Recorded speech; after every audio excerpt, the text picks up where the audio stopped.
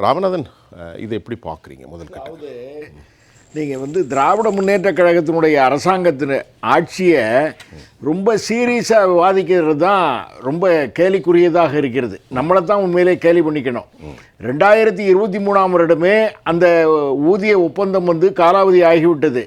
2023ஆம் வருடத்திற்கு பின்னால் இன்றைக்கி தொழிலாளர் நலனில் அக்கறை உள்ளதாக காட்டிக்கொள்ளக்கூடிய திராவிட முன்னேற்ற கழகத்தினுடைய அரசாங்கம் இந்த 2 ஆண்டு காலமாக அவங்க ஊதிய ஒப்பந்தம் எதையும் தொடங்கவும் இல்லை.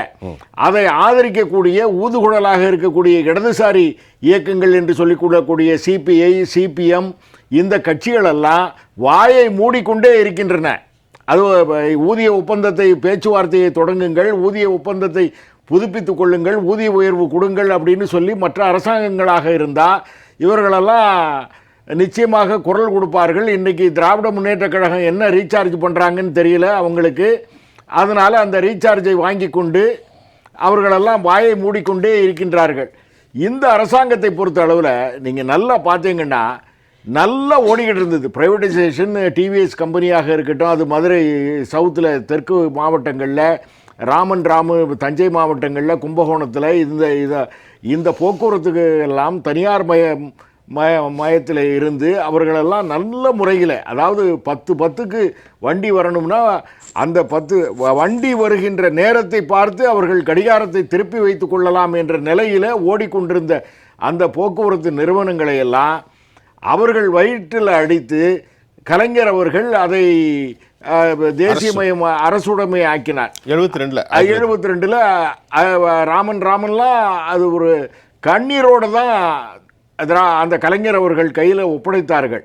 அதற்கு பின்னால் அப்போ என்ன செஞ்சுருக்கணும்? அதை இன்னும் தரத்தில் நீங்கள் சொல்கிறீங்க பொது போக்குவரத்தாக அரசு நிறுவனமாக ஆக்குறதுல ஒன்றும் கண்ணீர் ஒன்றும் இல்லையே. இல்லை, அதாவது செக்டாரை அரசு நிறுவனமாக மாற்றுவதில் அரசாங்க நிறுவனம் என்ன அப்படின்னு சொன்னால், ஒரு அரசாங்கம் ஒரு தொழிலை தொடங்குவது அல்லது பஸ்களை தொடங்குவது, அது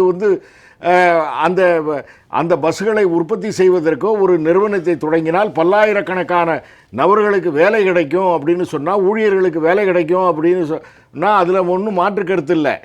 ஏற்கனவே தனியார்கள் ஒரு திறம்பட ஒரு தொழிலை நடத்தி கொண்டிருக்கும் போது அதை அரசுடைமை ஆக்குவது என்பது அது அரசுடைமையாக ஆக்கப்பட்டதும் அழியும், அது தனியார் மயமாக அவர்கள் சிறப்பாக செய்து கொண்டிருந்ததும் அழியும். அப்படிங்கிறது தான் இன்றைக்கி நடைமுறையில் வந்திருக்கு.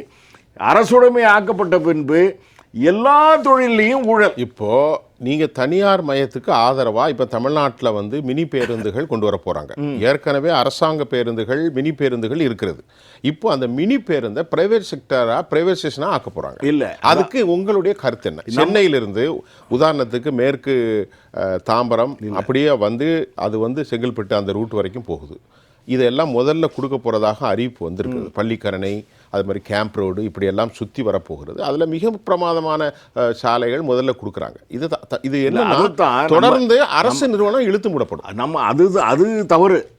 22,000 பஸ்கள் இன்றைக்கி தனியாக அரசுடைமை ஆக்கப்பட்டு இன்றைக்கி அரசாங்கம் வசம் ஓடிக்கொண்டிருக்கிறது என்று சொன்னால் அதையெல்லாம் தனியார் மயம் ஆக்கக்கூடாது. நீங்கள் மினி பஸ்கள் அம்மா ஆட்சி காலத்தில் தொடங்கப்பட்டு அது சின்ன சின்ன பகுதிகளெல்லாம் சென்னை மாநகரத்தில் ஓடிக்கொண்டிருக்கிறது. ஏனென்றால் மெயின் ரோட்டில் இறக்கி விட்டுருவான். அதனாலேயே பார்த்து என்ன செய்வாங்கன்னா, மினி பஸ்ஸில் இறக்கி விட்டால் அவர்கள் வீட்டு பக்கத்தில் அந்த பஸ்களில் இறங்கி கொள்ளலாம் என்பதற்காக அவர்கள் ஏறிக்கொள்வார்கள். அதையெல்லாம் அப்படியே தான் ஓட விட வேண்டும் என்றால் அதை செம்மைப்படுத்த வேண்டுமே தவிர, இது இந்த தொடக்க புள்ளி எங்கே அப்படின்னு சொன்னால், தீபாவளிக்கு முன்னாலேயே கூட நம்ம பேசணும். தீபாவளி பொங்கல் சமயத்தில் என்ன நடந்ததுன்னா, தனியார் பஸ்ஸுகளை இவர்கள் வாடகைக்கு வாங்கி அதை நாங்கள் தென் மாவட்டங்களுக்கும் மற்ற பகுதிகளுக்கும் ஓட்டுவோம் அப்படின்னு சொன்னாங்க. இது என்ன அப்படின்னு சொன்னா, தனியார் பஸ்ஸை லீஸ்ல எடுத்து 31 ரூபாய்க்கு பதிலாக 52 ரூபா கொடுத்து ஓட்டினாங்க. அந்த நிரந்தர பணியாளர்களை வச்சு நம்ம ஓட்டியிருந்தா அவ்வளவு செலவு வந்திருக்காது. மதுரையில பயணம்ங்கிற ஒரு வாகனங்கள்லாம் நம்ம ஏற்கனவே பேசி, அதை தாண்டி இப்ப தனியார் கையிலே நிறுவனத்தை கொடுத்துறாங்க. அதுதான் அதோட தொடர்ச்சி என்ன அப்படின்னு சொன்னா, ஏற்கனவே 52 ரூபா ஒரு கிலோமீட்டருக்கு ஓட்டும் போது அரசாங்கத்திற்கு செலவு அப்படின்னு சொன்னா, அது ஆளுங்கட்சி இன்னைக்கு நான் நினைக்கக்கூடியது எல்லாத்துலேயுமே இவர்கள் சுயநலத்தோடு தான் இந்த திராவிட முன்னேற்ற கழக அரசாங்கத்தை பொறுத்த அளவில் செயல்படும்.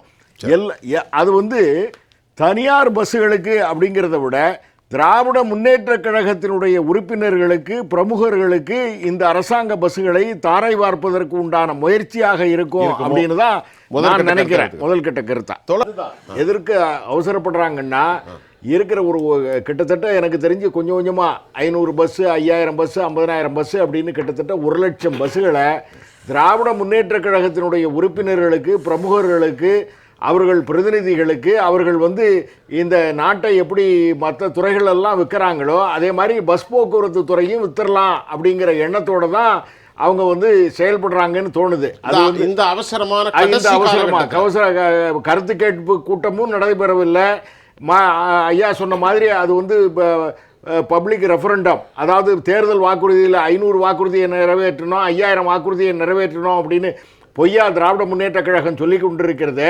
அப்போ 501வது இதை போய் குறைஞ்சபட்சம் ஈரோடு கிழக்கிலையாவது சொல்லி நாங்கள் வந்து பொது போக்குவரத்து துறை, பொதுமக்கள் போக்குவரத்து துறையை நாங்கள் வந்து தனியார் மயம் ஆக்கிடுவோம், ஈரோடு கிழக்கில், ஈரோடு மாவட்டத்தில் ஓடக்கூடிய அத்தனை பஸ்ஸுகளையும் நாங்கள் தனியார் மயம் ஆக்கி விடுவோம் அப்படின்னு சொல்லி ஓட்டு கேட்டிருந்தா இந்த 1,00,000 பேர் கூட ஓட்டு போட்டிருக்க மாட்டாங்க.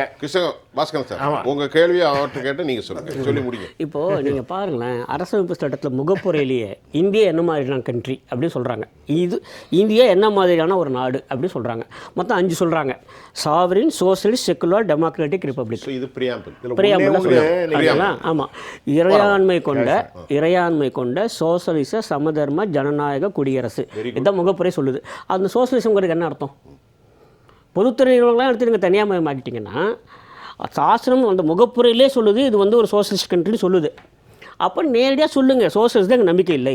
சோசியலிசம் பிரைவேட் செக்டார்ட்ட எப்படி உருவாகும்? அரசு துறைகளில் தான் இல்லையா? அப்போ சொல்லுங்கள், சோசியலிஸ்ட் திராவிட முன்னேற்ற கழகத்தை கார்பரேட் கம்பெனி தான். அது வந்து அது ஜனநாயக விரோத கட்சி தான். அது திமுக, அது வந்து ஜனநாயகத்தில் நம்பிக்கை இல்லை, அது சோசியலிஸ்ட்ல நம்பிக்கை இல்லை அப்படின்னு சொல்லவே வேண்டாம். அவர் செயல்படுவதே அது வந்து ஒரு கார்பரேட் கம்பெனி தான்.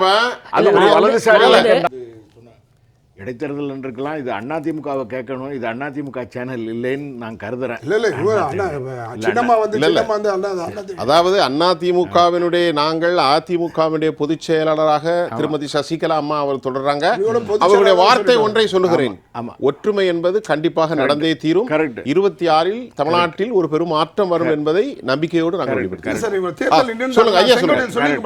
அதாவது ஐயா சொன்ன மாதிரி இந்த பப்ளிக் ரெஃபரண்டம் இருக்கு பாருங்க, காஷ்மீர் பிரச்சனையும் இதையும் வந்து ஒப்பிட முடியாது. காஷ்மீர் பிரச்சனை ஒரு பேச்சுக்கு சொல்லுங்க. ஆமா, பேச்சுக்கு அதுக்கு இதுக்கு ஒப்பிடக்கூடாது. ஏன்னா அடல் பிகாரி வாஜ்பாய் அவர்கள் 1957 முதல் தேர்தலில் நிற்கும் போதே காஷ்மீருக்கு கொடுக்கப்பட்ட தனி அதிகாரத்தை நீக்குவோம்னு சொல்லி தேர்தலில் நின்னார். அதற்கு பின்னால செய்ய முடியல. அடல் பிகாரி வாஜ்பாய் காலத்தில் செய்ய முடியல, மோடியினுடைய முதல் ஆட்சி காலத்தில் செய்ய முடியல. பின்னால் 300 இடங்களுக்கு மேலே பிடிச்சதற்கு பின்னால் தான் நாங்கள் வந்து அதை செய்ய முடிந்தது. ஏன்னா அதுதான் அரசியலமைப்பு சட்டத்தில் 3/2 பங்கு. பாருங்க, பஸ்ஸுடைய கோலத்தை பாருங்க. ஆமா, பஸ்ஸில் பஸ் நிலைமையை பாருங்க. பாருங்க சார், அந்த மாதிரி இதுதான் தமிழ்நாடு. ஒரு நிமிஷம், தமிழ்நாட்டு பஸ்ல வந்து பல பஸ்கள்ல வந்து மேல ஒழுக்கா இருக்கு, கீழ படிக்கட்டு இல்ல, சைடுல கண்ணாடி இல்ல, அந்த மாதிரி பஸ் அப்புறம் கியர் போடுறாங்க இல்லையா, அதுல கல்ல கட்டி தொங்க விட்டுருக்காங்க. அந்த மாதிரி பஸ்ஸுக்கெல்லாம் லிப்ஸ்டிக் அடிச்சு அதெல்லாம் பெண்களுடைய சவாரிக்கு இப்போ ஓஷின்னு ஒரு அமைச்சர் சொன்னாரு, ஓஷி பெண்களுக்கெல்லாம் ஓஷி அப்படின்னு சொல்லி கேவலப்படுத்தினாரு பொன்முடி அவர்கள். அந்த மாதிரி பஸ் எல்லாம் ஒழுக்காக இருக்கக்கூடிய பஸ்ஸு, படிக்கட்டுகளே இல்லாத பஸ்ஸுகள், இதையெல்லாம் வந்து ஓசி பஸ்ஸுகளாக இவர்கள் சொல்லாட்சிப்படி நம்ம வந்து சொல்கிறோம். அதே மாதிரி அதை வந்து இன்றைக்கி வந்து சின்ன பசங்க அந்த மாதிரி சொல்ல ஆரம்பிச்சிட்டாங்க. அதுதான் திராவிட முன்னேற்ற கழகத்தினுடைய சிறப்பு. சின்ன பசங்க வந்து நீ ஓசி பஸ்ஸில் தானே வர அப்படின்னு சொல்லக்கூடிய நிலைமையில் வந்தாங்க. அரசு வந்து பொறுப்பேற்கிற ஒரு பொன்முடி போன்றவர்கள், துரைமுருகன் போன்றவர்கள் இழிவான பதிவு செஞ்சு அது திராவிட மாடலா சார்? அது ஒரு திராவிட முன்னேற்ற கழகத்தினுடைய அது கொள்கை தானே. அது திராவிட முன்னேற்ற கழகம் என்ன நினைக்கிறதையோ அதை பேசுறாங்க. அதில் வந்து நம்ம வந்து என்ன சொல்ல முடியும்? மக்கள் தான் தலையில் அடித்து கொள்ள வேண்டும். இந்த மாதிரி கேவலமான ஆட்சி விரைவில் 12 மாதங்களில் போயிருமா, 13 மாதத்தில் போயிருமா அப்படின்னு நம்ம நினைக்கணுமே தவிர 13 அமாவாசையில் போயிடுவோம் அப்படின்னு நம்ம நினைக்கணும். அந்த மாதிரி அவர்கள் வந்து மக்களை இழிவாக பேசுவது, பெண்களை இழிவாக பேசுவது, இதுதான் அவர்களுடைய கொள்கை. சரி. அந்த 500 வாக்குறுதிகளில் நம்ம வந்து அதிகமான புது பஸ்ஸுகளை வாங்குவோம் அப்படின்னு சொன்னாங்க. சரி. எந்த விதமான பஸ்களையும் வாங்கல. சரி. அதே மாதிரி இப்போ இப்போ ஒன்று வந்து 2025 26ல் 24 25ல் ஜெர்மன்ல இருந்து ஒரு பேங்க் உதவியில் ஒரு 2666 வண்டியில் வாங்க போறாங்க அப்படின்னு ஒரு கதை வந்திருக்கு.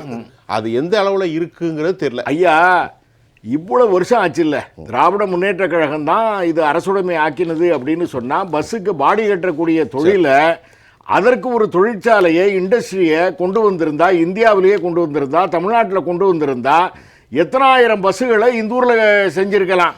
நீங்க அந்த பஸ் அந்த மாதிரி செய்யாம ஜெர்மன் உதவியோட ஒரு பஸ்ஸுக்கு பாடி கட்ட, ஜெர்மன்ல இருந்து பஸ் வரல, இல்ல ஜெர்மன் வங்கித்துறை கொடுக்கிறது, நாம இங்க தான் செய்யறோம். ஆமா, இங்க இருந்து ஐசிஎஃப்ல இருந்து நல்லா கவனிங்க சார், ஐசிஎஃப்ல இருந்து ரயில் பெட்டிகளை தேர்ந்து ஆப்பிரிக்க நாடுகளுக்கும் பல நாடுகளுக்கும் எக்ஸ்போர்ட் பண்றோம். மகிழ்ச்சியான ஒரு செய்தி. மேக் இன் இந்தியா செய்தின் மூலம் நம்முடைய பலவிதமான விண்கலன்கள், மிசைல்ஸ் சர்வதேசம் வாங்குவதற்கு ஆர்வம் காட்டிக் கொண்டிருக்கிறார்கள்.